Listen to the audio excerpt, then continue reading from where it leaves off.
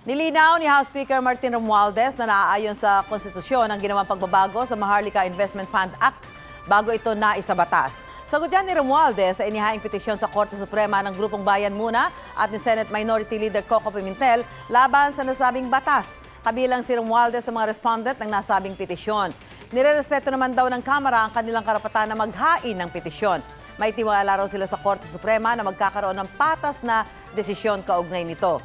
Si Executive Secretary Lucas Bersamin na kabilang din sa mga respondent, hindi muna nagkomento habang hindi pa nakikita ang kopya ng petisyon. Mauna ka sa mga balita, bisitahin at mag-subscribe sa GMA Integrated News sa YouTube. Sa mga kapuso abroad, samahan nyo kami sa GMA Pinoy TV at sa www.gmanews.tv.